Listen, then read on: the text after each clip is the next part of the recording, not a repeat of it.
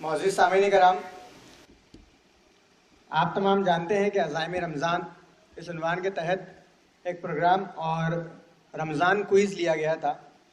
اسی کے آج نتائج کا انشاءاللہ اعلان کیا جائے گا، اور وہ خوش نصیب طلبہ جنہوں نے اس میں کامیابی حاصل کی ان کی ہمت افزائی کے لیے آرگنائزرز کی جانب سے انہیں انعامات تقسیم کیے جائیں گے انشاءاللہ.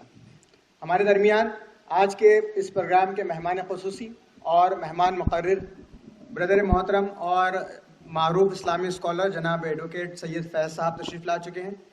ساتھ ساتھ پروگرام کنوینر جناب عرفان سوداگر صاحب اور سپریم گلوبل اسکول و کامرس کلاسز کے ڈائریکٹر جناب عبداللہ سر بھی اسٹیج پر جلوہ افروز ہیں. میں محترمہ انیس فاطمہ صاحبہ سابقہ پرنسپل نوکنڈا کالج سے درخواست کرتا ہوں کہ وہ اسٹیج پر تشریف لائیں، اور ساتھ ساتھ محترمہ زہرہ جبین صاحبہ کو بھی زحمت دیتا ہوں کہ وہ اسٹیج پر تشریف لائیں.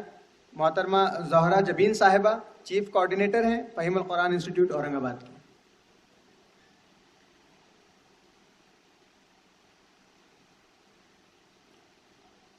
محترم سامعین کرام، ہمیشہ سے ہمارے پروگرامز کا مجالس کا یہ خاصہ رہا ہے کہ ہمارے تمام اجلاس اللہ رب العزت کی حمد و ثنا سے شروع ہوتے ہیں.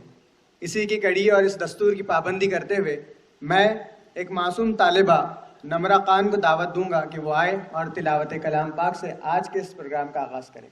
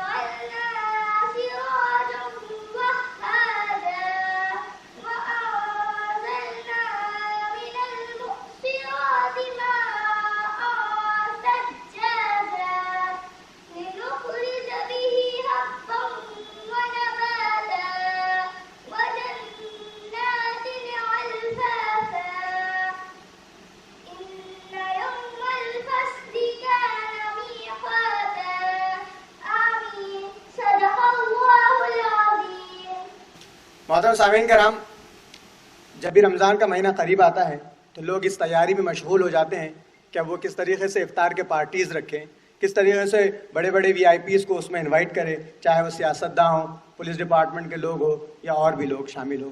اور رمضان ہی کے پہلے عشرے میں لوگ جو ہے اپنے عید کی تیاریوں میں مشغول ہو جاتے ہیں.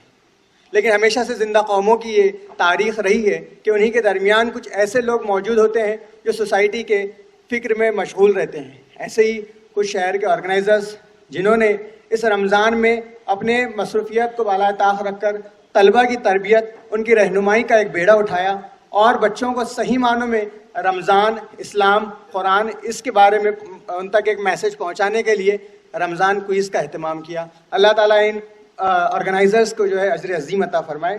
آئیے اسی کوئز کی ایک کڑی، ان کی محنتوں اور اس پروگرام کے خاکے کو سمجھنے کے لیے اس کوئز کے کنوینر اور سر سید کالج کے لیکچرر جناب عرفان سوداگر صاحب کو زحمت دوں گا کہ وہ آئے اور افتتاحی کلمات پیش کریں. جناب عرفان سوداگر صاحب. اعوذ باللہ من الشیطان الرجیم، بسم اللہ الرحمن الرحیم. رب اشرح لی صدری ویسر لی امری واحلل عقدۃ من لسانی یفقہوا قولی. اسٹیج پر تشریف فرما مہمانان اکرام، معزز سامعین، طلبہ و طالبات، السلام علیکم. رمضان کوئز کا جو آئیڈیا تھا وہ دراصل ماہ رمضان ریزولوشنز، ہم رمضان کیسے گزارے، ایک ہم نے ورکشاپ رکھا تھا 2 مئی کو رمضان سے پہلے، تاکہ ہم اچھی طرح سے پریپیئر ہو جائے کہ کہ ہم ہمارے رمضان کیسے گزاریں. اس کو مزید دلچسپ بنانے کے لیے اس میں ایک کوئز رکھا گیا تھا 50 نمبر کا، رمضان کوئز کے نام سے. بہت زیادہ تشہیر ہوئی، بہت زیادہ پمپلیٹس بٹے، لیکن اس ٹیسٹ میں لگ بھگ 500 سے 550 لوگوں نے حصہ لیا. اور اس کی آج جو تقسیم انعامات کی تقریب ہے اس میں اس سے بھی کم لوگ شریک رہے. لیکن ان دینی کاموں میں ملوث ہونے سے، کرنے سے ہمیں مایوس نہیں ہونا چاہیے. لوگوں کی تعداد ہمارے لیے امپورٹنٹ نہیں ہے، چند لوگ، کوانٹٹی سے زیادہ کوالٹی پر ہمیں توجہ دینی ہے. الحمدللہ جو بھی لوگ آج یہاں پر وقت نکال کر آئے ہیں، میں تمام منتظمین کی جانب سے ان تمام کا استقبال کرتا ہوں.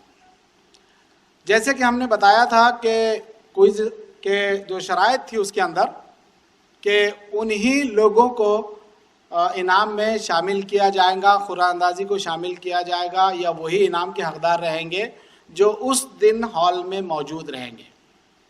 ہمارے پاس 100% جن لوگوں کے جوابات آئے ہیں وہ ایک الگ سے باکس ہے جس میں سے فرسٹ، سیکنڈ، تھرڈ نکلے گا پرائز. اس کے علاوہ 96 اینڈ ابو 100 اس کے ایک الگ سے ہمارے پاس باکس ہیں جس میں ہم ترغیبی 50 انعامات دینے والے ہیں. اور پھر جو جنرل سب نے شرکت کی تھی ان سب کو شامل کر کے 50 انعامات الگ سے دی جائیں گے تاکہ ان کی بھی ہمت افزائی ہو کہ کم سے کم ہم نے اس کوئز میں حصہ لیا تھا. جب قرعہ اندازی ہوگی تو وقت کی نزاکت کو دیکھتے ہوئے 5 ہم چٹھیاں نکالیں گے مہمانان کی تقریر کے بعد. تو جو ہال میں موجود رہے گا اسی کو انعام ملے گا. وہی یہاں اسٹیج پر آنے کی زحمت کرے. کسی بہن کا یا کسی رشتہ دار کا یا کسی بھائی کا وہ حوالہ لے کر یہ انعام نہیں حاصل کر سکتا. یہ انہی لوگوں کے لیے ہے جنہوں نے محنت سے ٹیسٹ لکھا، آج وقت نکال کر یہاں پر آئے. بہرحال میں زیادہ وقت نہ لیتے ہوئے اپنی بات کو ختم کروں گا.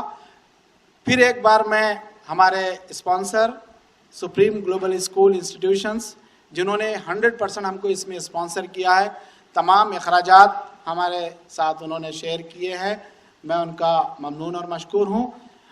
ساتھ ہی ساتھ مہمانان ہماری دعوت پر یہاں پر آئے، خاص طور سے ایڈوکیٹ فیض صاحب، ڈاکٹر انیس فاطمہ میڈم، زہرہ جبین صاحبہ، بہت اچھا الحمدللہ یہ تمام لوگ کام کر رہے ہیں اورنگ آباد میں.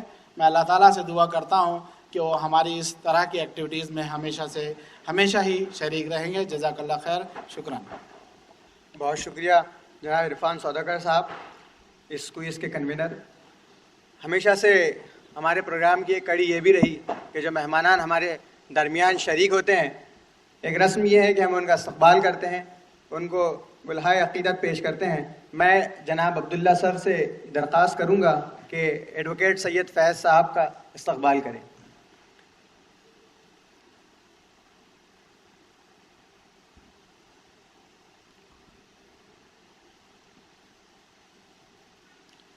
زوردار تالیوں سے ایڈوکیٹ فیض صاحب کا استقبال کریں. میں عبداللہ سر سے گزارش کروں گا کہ خواجہ علیم الدین صاحب کا استقبال کریں. بھلے ہی ہم تعداد میں کم ہیں لیکن تالیوں کی گونج ہال میں سنائی دینی چاہیے.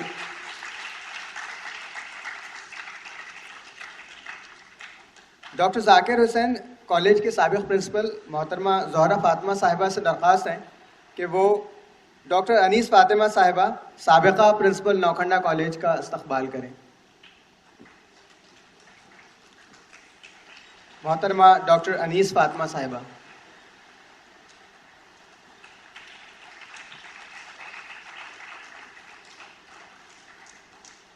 میں زہرہ فاطمہ صاحبہ کو پھر زحمت دوں گا کہ وہ محترمہ زہرہ جبین صاحبہ چیف کوآرڈینیٹر فہیم القرآن انسٹیٹیوٹ اورنگ آباد کا استقبال کریں.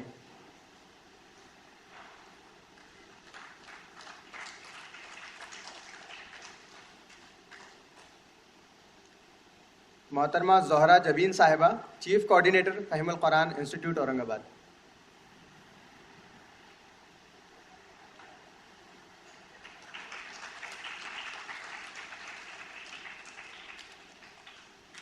جناب عبداللہ سر سے گزارش کرتا ہوں کہ طلحہ رضوی کا استقبال کریں. طلحہ رضوی یہ ہر وقت منعقد ہونے والے تمام اسلامک کوئز، اسلامک پروگرامز میں کمپیوٹرائز ورک سنبھالتے ہیں.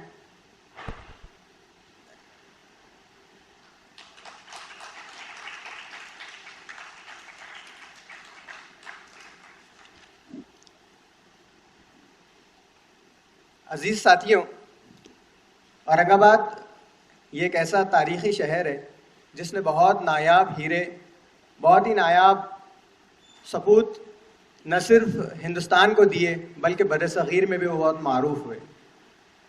اورنگ آباد شہر کی تاریخ دکن کا تاج اور ایلورا اجنٹا کے غاروں سے جہاں شروع ہوتی ہے، وہیں پر بڑے بڑے نامور شخصیتیں اسلام کے ماہرین پر آ کر تھم جاتی ہیں. یہ شہر جتنا زیادہ زرخیز ہے اتنا ہی تہذیب کی پاسبانی اور اسلام کے فروغ میں مہارت رکھتا ہے. ہمارے درمیان ایک ایسی ہی نوجوان شخصیت جناب ایڈوکیٹ سید فیض صاحب موجود ہیں، جو اردو کے ایک ایسے منفرد اسلامک مقرر ہیں جن کو یوٹیوب پر سب سے زیادہ سبسکرائبرز، فالوورز اور ویورز حاصل ہیں. آپ کے 20,000 سے زائد شارٹ ویڈیوز اور 350 عنوانات کے تحت خطابات موجود ہیں.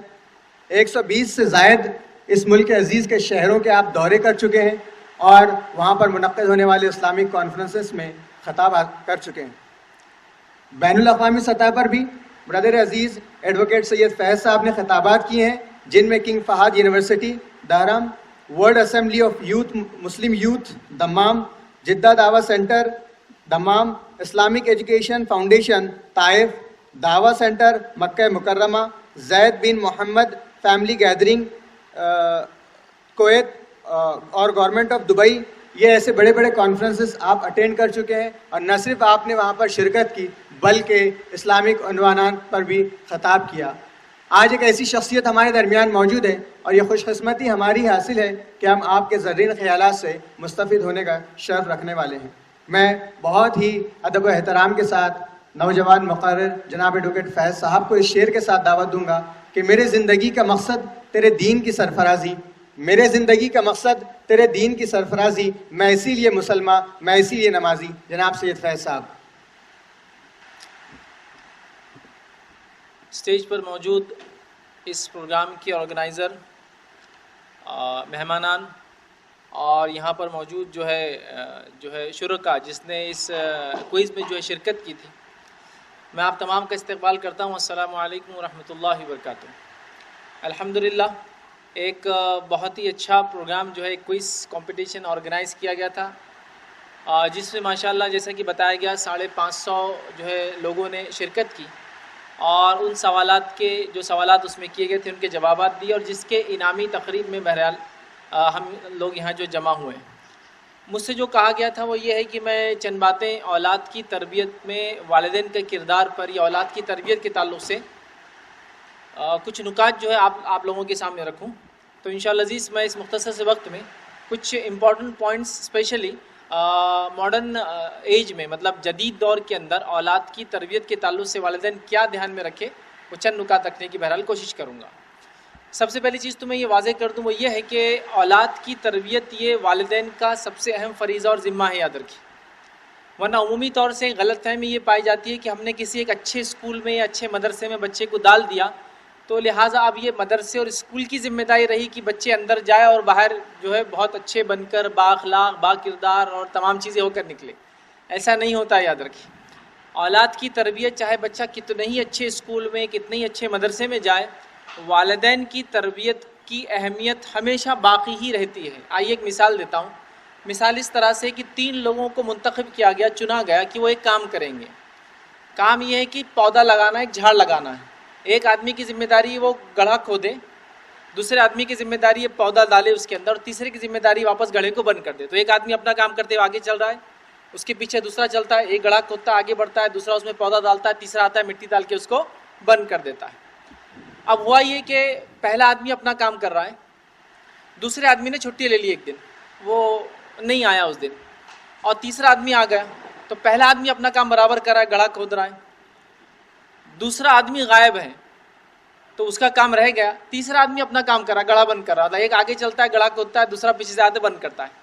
جب کسی نے دیکھ کر پوچھا کہ یہ کیا ماجرا ہے, ایک آدمی گڑھا کھودتا ہے, دوسرا مٹی ڈال دیتا ہے, تو وہ تیسرا آدمی بولتا ہے وہ دوسرا آدمی نہیں آیا نا, تو میرا کیا مسئلہ, میں تو اپنا کام کر رہا ہوں. پہلا آدمی اپنا کام کر رہا ہے, تیسرا آدمی اپنا کام کر رہا ہے, وہ دوسرا نہیں آیا, اس کی غلطی ہے. تو یہاں جو پہلا آدمی جو گڑھا کر رہا ہے, یہ ایک طرح سے اسکول مدرسہ ہے جو اپنی کوششیں کر رہا ہے. وہ جو دوسرا جو آدمی ہے جو پودا لگاتا ہے, وہ والدین ایکچولی وہ پودا لگاتے ہیں. اور پھر تیسرا جو آدمی آتا ہے, یاد رکھیے, اس کے پیچھے آنے والا جو گڑھے کو بند کر رہا ہے, وہ سماج, ہماری سوسائٹی ہے. یاد رکھیے ایک طرح سے والدین کو اپنی ذمہ داری کو کبھی نہیں بھولنا چاہیے. یاد رکھیے. اور یہ غلط فہمی ہمیں ہو رہی ہے کہ ہم نے فلاں اسکول میں ڈال دیا لہٰذا یہ ہو گیا, فلاں مدرسے میں نہیں. آپ کو اپنی محنت لگاتار کرتے رہنا چاہیے. کچھ نہیں بھی آتا ہے, میں تو یہاں تک کہتا ہوں والدین پڑھے لکھے نہیں بھی ہے تو بچے جب پڑھتے ہیں ان کے ساتھ اگر آپ صرف بیٹھیں گے نا صرف, تو بھی جو بچوں کو بڑا اثر پڑتا ہے کہ والدین ہماری پڑھائی کے بارے میں بڑے فکر مند ہیں. حالانکہ وہ خود پڑھے لکھے نہیں ہیں, لیکن جب میں پڑھتا ہوں یا پڑھتی ہوں, وہ میرے بازو آ کر بیٹھ کر دیکھتے ہیں کہ بیٹا کیا کر رہے ہو, ایک ہی کتاب 3 دن سے کھول رہے ہو, کون سا مضمون پڑھتے ہو اس کے اندر. ہم تو پڑھے لکھے نہیں ہیں, لیکن ہم دیکھ رہے ایک ہی کتاب کھولتے ہو, تو بچے کو کم از کم یہ چیز پتہ ہوتی ہے, اس کے والدین اس پر نظر رکھ رہے کہ وہ کون سی کتاب کھولتا ہے, روز ایک کتاب کو 3 دن سے کھول رہا ہے, کیا کر رہا ہے. تو ان کو بھی جستجو بڑھتی ہے کہ ہاں ہمیں بھی آگے بڑھ کر کچھ کرنا چاہیے, چونکہ ہمارے والدین بہت ساری کوششیں ہمارے لیے کرتے ہیں. قرآن کی میں نے ایک آیت آپ کے سامنے تلاوت کی, بلکہ ایک آیت کا حصہ تھا وہ, جس میں اللہ رب العزت نے فرمایا انما اموالکم واولادکم فتنہ, کہ تمہارا مال اور تمہاری اولاد میں تمہارے لیے فتنہ ہے, مطلب ایک آزمائش ہے.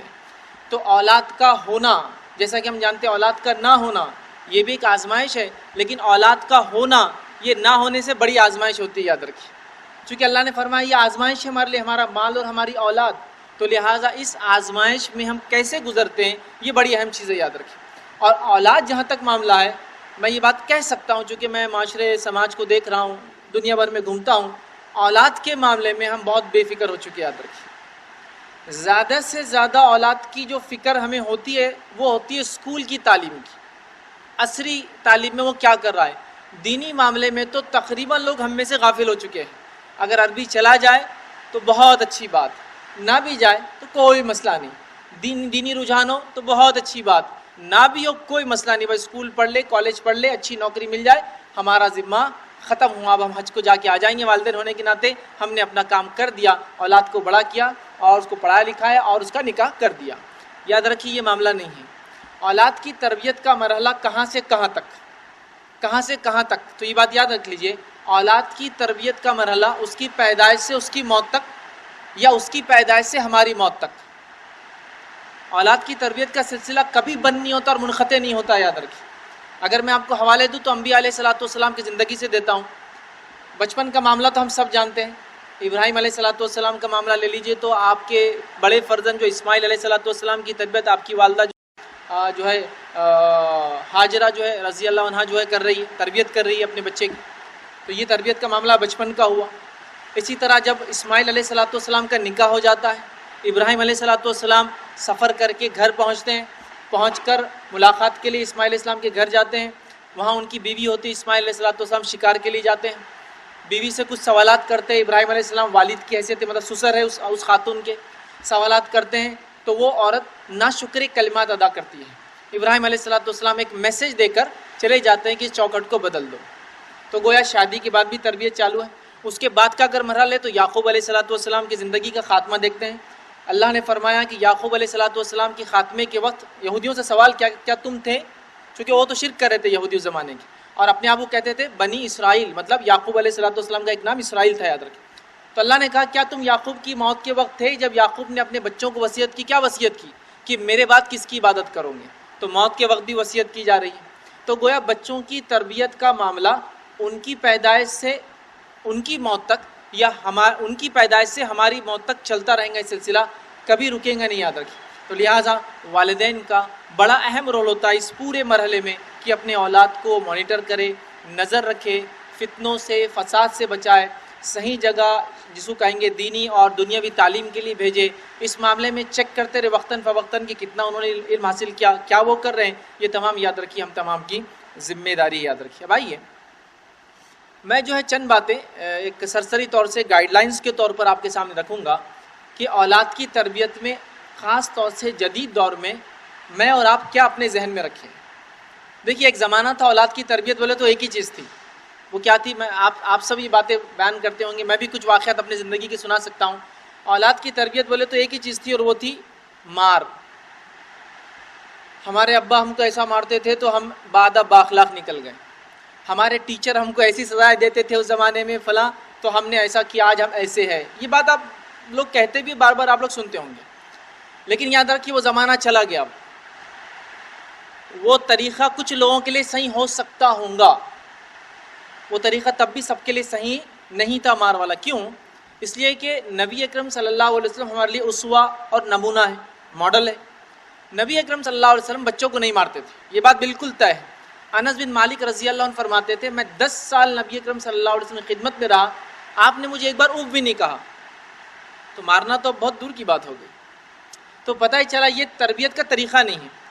کچھ بچوں کے لیے کچھ مقامات پر تھوڑے سے وقت کے لیے نصیحت کے طور پر ہو سکتا ہے یہ طریقہ کچھ لوگوں کے لیے ٹھیک رہا ہوگا, لیکن یہ طریقہ سب کے لیے درست نہیں ہے. اور جدید دور میں جب کہ قوانین بھی ایسے بن چکے ہیں, ہندوستان میں یہ الگ بات ہے قوانین اتنے حد تک لاگو نہیں ہوتے, بعمل ہم عمل میں نہیں لاتے, لیکن ہم دنیا بھر میں قوانین جانتے ہیں. بچوں کو ہاتھ لگانا غیر قانونی آج کل. یو ایس میں, کینیڈا میں, یو کے میں تو یہ حال ہے, اگر بچے نے کمپلین کیا تو والدین اندر اور جیل میں چلے جاتے ہیں.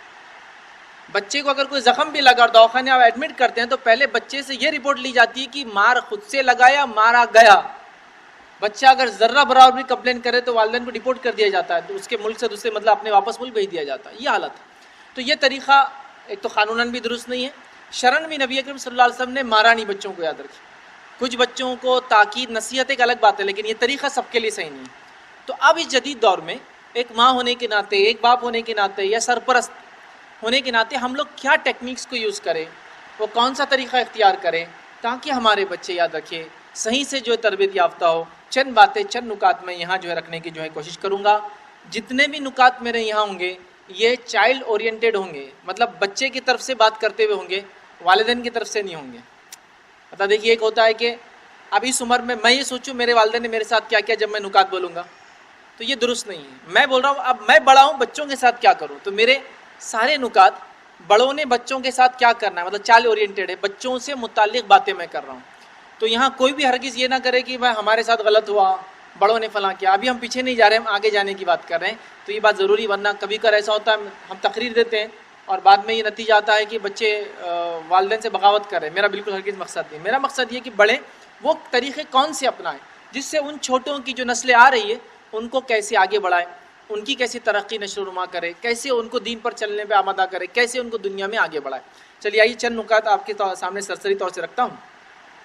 سب سے پہلی چیز یاد رکھیے, بچوں کی تربیت میں جو آج وقت کی ضرورت ہے وہ یہ ہے کہ آپ بچوں سے بات کریں اور بچوں کی بات سنیں.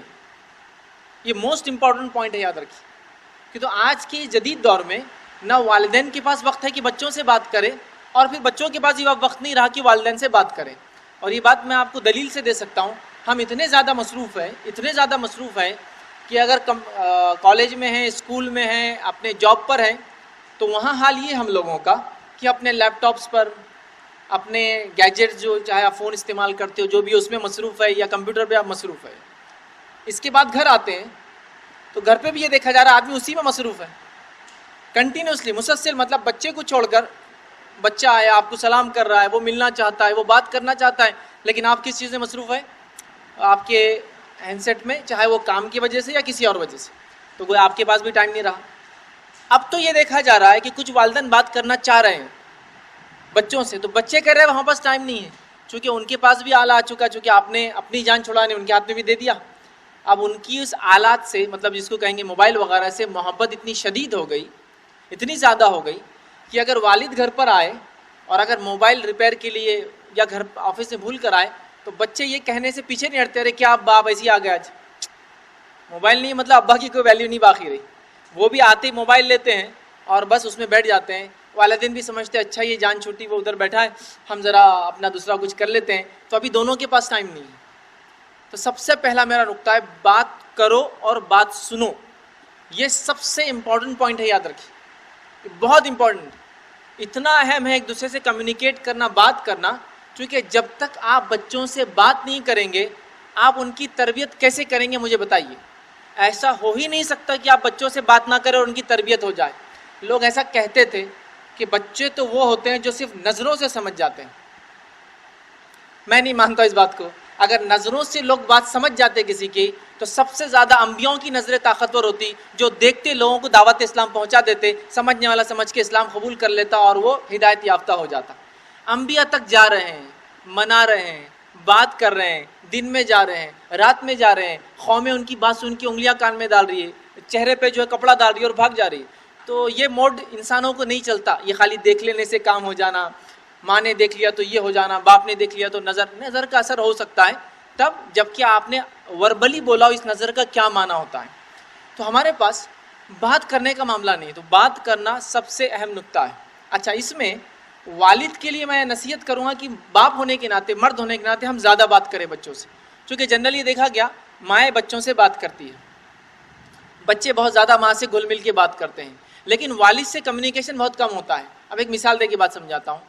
میں نے یا آپ نے کتنے دن ہوئے اپنے بچے سے بیٹھ کر آپ نے بات کی بیٹا کیا چل رہا ہے، رزلٹ یا اس کا احتساب کرنے نہیں، کیا ہوا، سنے نہیں سنے، پڑھے کتنا، وہ نہیں، بات چیت، کمیونیکیشن کہ کیا چل رہا بیٹا، آپ اس دن فلاں کام کر رہے تھے، میں نے ڈسٹرب نہیں کیا آپ کو، کیا کر رہے تھے آپ فلاں، یہ چیز کیا ہو رہا ہے، اسکول میں آج کیا ہوا، عربی کا کیا ہے، مکتب میں کیا چل رہا ہے، ٹیوشن میں کیا پڑھ رہے ہو، کورس وغیرہ صحیح تو ہے نا، اسکول کیسے چل رہا ہے تمہارا، کوئی پرابلمس تو نہیں ہے تمہارے اسکول کے اندر، کچھ ہو تو ہمیں بتاؤ، فلاں چیز آپ نے فلاں کی. تو احتساب کے لیے تو والد بات کر رہا ہے، لیکن ان جنرل کہ ہم بچوں سے بات کر رہے ہیں، یہ پوائنٹ پہ آپ غور کیجیے، ہم نہیں کر رہے ہیں، جس کے نتیجے میں بچے بھی ہمارے ویسے اطاعت گزار فرمانبردار نہیں نکل رہے. یاد رکھیں، تو بات کرنا ضروری ہے. نبی اکرم صلی اللہ علیہ وسلم بچوں سے بات کرتے، بات ہی نہیں بلکہ بچوں سے دل لگی کرتے.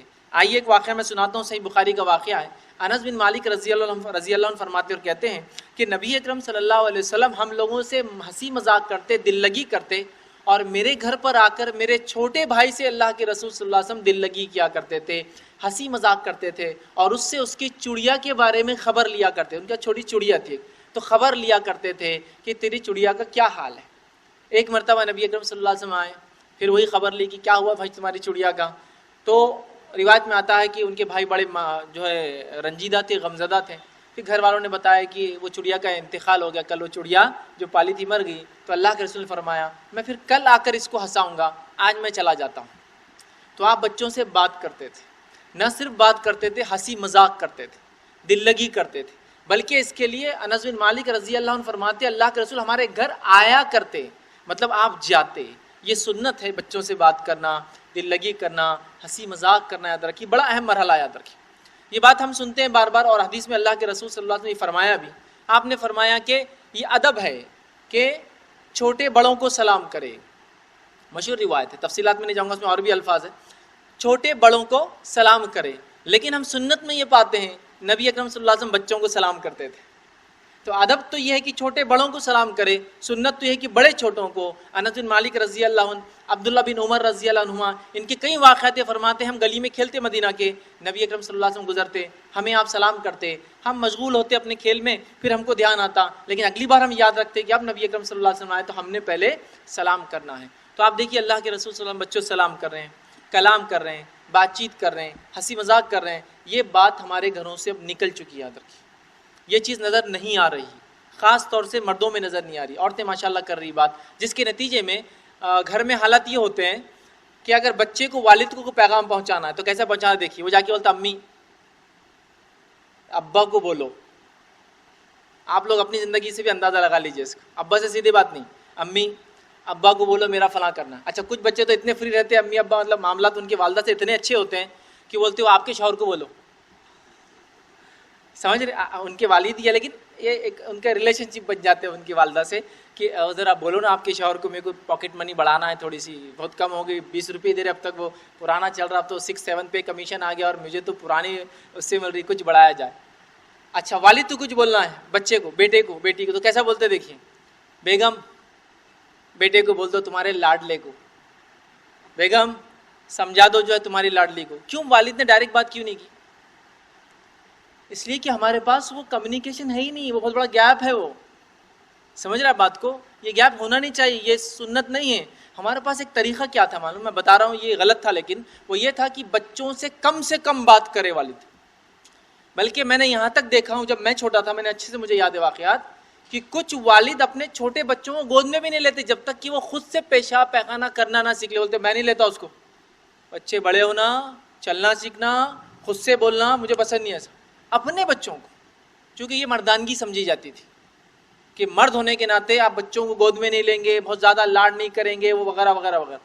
یہ طریقہ کبھی بھی سنت سے ثابت نہیں ہے. نبی اکرم صلی اللہ علیہ وسلم نے ایک مرتبہ ایک شخص کو دیکھا، وہ آپ صلی اللہ علیہ وسلم کے پاس آیا، اللہ کے رسول کے پاس کچھ بچے آئے صلی اللہ علیہ وسلم، آپ نے اپنے بچوں کو چوما تو اس شخص نے کہا اللہ کے رسول، مطلب بچوں کو چوما مطلب بچے تھے آپ کے حسن حسین نواسے وغیرہ نواسی تھے، آپ نے چوما بچوں کو. تو اس شخص نے کہا اللہ کے رسول میرے 10 بچے ہیں، میں نے تو کبھی ایک کسی کے ساتھ بھی نہیں کہا. تب نبی اکرم صلی اللہ علیہ وسلم فرمایا، تو جو مشہور حدیث ہے کہ اللہ تعالیٰ ان پر رحم نہیں کرتا جو دوسروں پر رحم نہیں کرتے.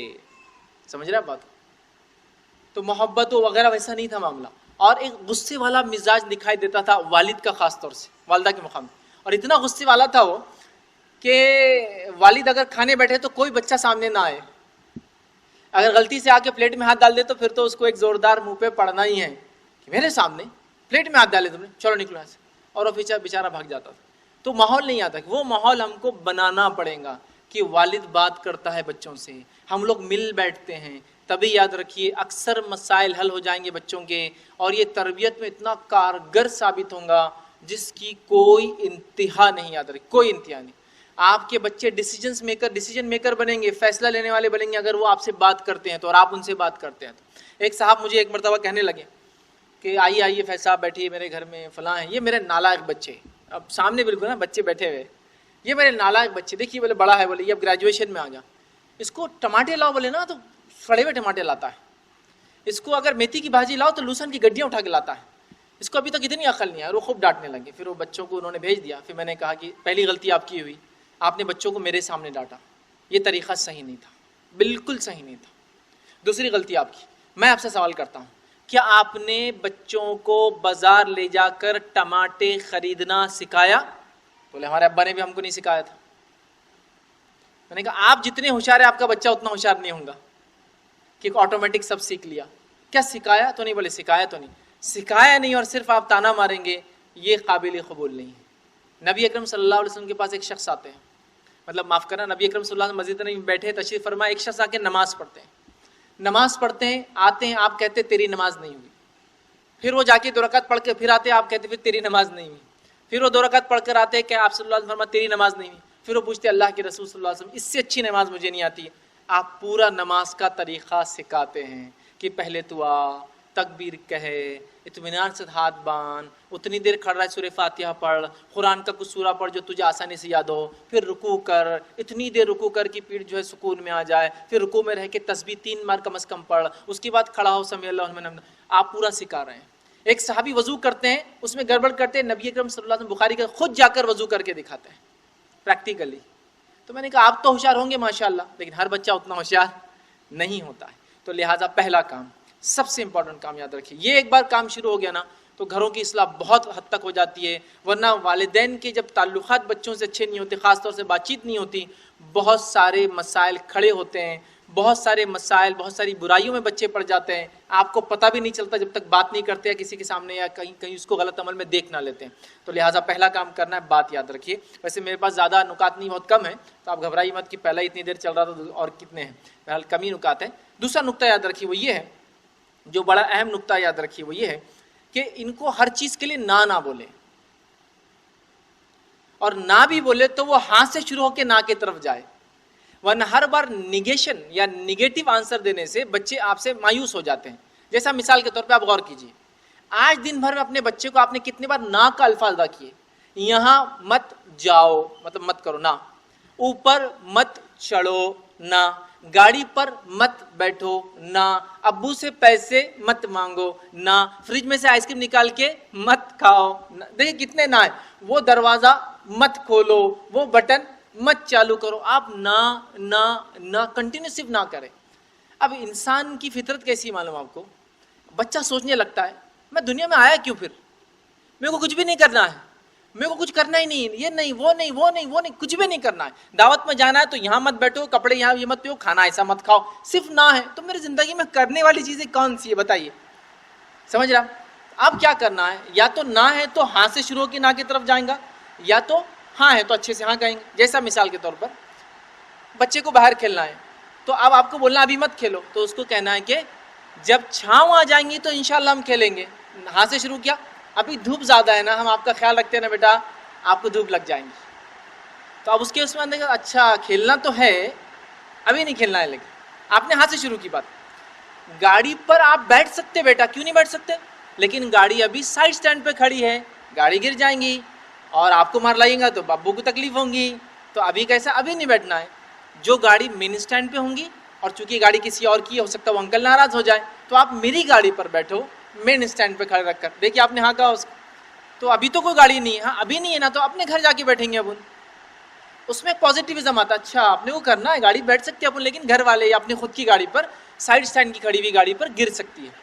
چھت پہ جانا ہے تو چھت پہ تو آپ جا سکتے ہیں، چھت تو گھر میں اسی لیے بنی ہے کہ بچے جائیں، لیکن چھت پہ پیراپیٹ وال نہیں ہے اپنے، وہ دیواریں صحیح نہیں بنی ہیں، ہم کو بڑا خیال ہے آپ کا، آپ گر جائے تو ہم کو اچھا نہیں لگے گا، تو ابھی مت جائیے، یا ابھی دھوپ تیز ہے وہاں، تو شروعات کم از کم ہاں سے کر کے پھر لے جائیے نا کی طرف۔ لیکن ہاں بس ہر چیز کو جب نہ ہو جاتا ہے تو بچہ یاد رکھیے فکر میں لے جاتا ہے میں کیوں آیا دنیا میں، وہ سوچتا ہے، اور انسانی فطرت یاد رکھیے وہ ہر چیز کو نہ میں نہیں سن سکتا، تو لہٰذا آپ کو چیزیں کروانا ہے، اور ہر چیز کو نہ نہیں بولنا بلکہ کچھ چیزوں کو ہاں کی طرف کرنا۔ اسی طرح یاد رکھیے چھوٹے بچے اگر آپ کے ہو تو ان کو تجربات کرنے دیجیے، لیٹ دم ایکسپیریمنٹ جس کو ہم کہتے ہیں، تجربات کرنے دیجیے، بچے سے بہت سیکھتے ہیں۔ یاد رکھیے تجربات کیسے کریں، مثال کے طور پر ایک بچہ ہے، اب دیکھیے اکثر یہ جھگڑا ماں اور بچے میں بہت زیادہ ہوتا ہے، لڑکا ہو یا لڑکی ہو، کہ بچہ آ جاتا ہے باورچی خانے میں، ماں ڈال رہی روٹی جس کے لیے آٹا گوندھا ہوا ہے نا، اور آٹے کی قیمت بہت مہنگی ہے، 30-40 ہزار روپے تولا آتا ہے، بچہ چاہتا ہے اتنا سا آٹا ہونا، اب وہاں شروع ہوتا جھگڑا، ماں بولتی ہاتھ نہیں لگانا نہیں تو بیلن سے دوں گی، بچہ بولتا اتنا تو میرے کو ہونا ہی نہیں، تم لے جا کے چٹکا دیتے وہ ڈائننگ ٹیبل پہ، پرسوں دن تم نے کہاں لگا دیا تھا، پردے کے اوپر چٹکا دیا تھا، ایک دن تو صوفے پہ تم نے چٹکا دیا، تمہاری خالہ آ کے بیٹھ گئی اس پر اور اس کا پورا برقع خراب ہو گیا تمہارے آٹے کی وجہ سے۔ اب شروع ہو رہا ہے ماں اور بیٹے کا جھگڑا آٹے پر سے، نہیں مجھے تو چاہیے، میں تو نہیں دوں گی، آج کیا کرتا، اب اس نے جاتا دادی کے پاس سپورٹ کے لیے، وہاں سے اس کو جلدی سپورٹ ملتا، چونکہ بہو کا معاملہ ہے، ساس اور بہو کا، دادی اماں نے دادی بولتے دے دو اس کو، کیوں نہیں دے رہے، پورا گھر کا ماحول خراب ہو رہا صرف ایک آٹے کی وجہ سے۔ ابھی دیکھیے وہ آٹا لینا چاہتا ہے، دیجیے اس کو، اس نصیحت کے ساتھ کہ اس آٹے کے ساتھ وہ کیا کریں گا، یہ آٹا لیجیے، پہلی بات تو یاد رکھیے کھانے کی چیز ہے بیٹا، کھانے کی چیز ویسٹ نہیں کرنا چاہیے، تو امید کرتی ہوں آپ ویسٹ نہیں کریں۔ سیکنڈ، اس کو آپ ادھر ادھر پیسٹ نہیں کرنا، آپ ماما کے جیسا کچھ بنانا چاہتے تو بناؤ بازو کھڑے رہ کر، ایک چھوٹی بیلن دے دیتی ہوں فلاں آپ کر سکتے، اس میں ویسٹ مت کرنا بیٹا، ادھر ادھر نہیں چٹکانا، جب اس کا یوز ہو جائے تو ظاہر سی بات ہے وہ آٹا سفید تو نہیں بچے گا، کالا ہی ہو جائے گا بچے کے ہاتھ میں رکھے، تو یہ آٹے کو اپن کیا کریں گے پھر چونٹیوں کو ڈال دیں گے، ویسٹ نہیں کرنا، پھینکنا نہیں، پھینکنا تو صحیح نہیں کسی بھی حال میں، کم از کم اللہ کی کوئی مخلوق کھا لے۔ اب اس نے کھیل لیا، اب اس کو شام میں پوچھی آج آٹے سے کیا ہوا، آپ نے کیا کیا فائدہ اٹھایا، مجھے آج کا رپورٹ چاہیے۔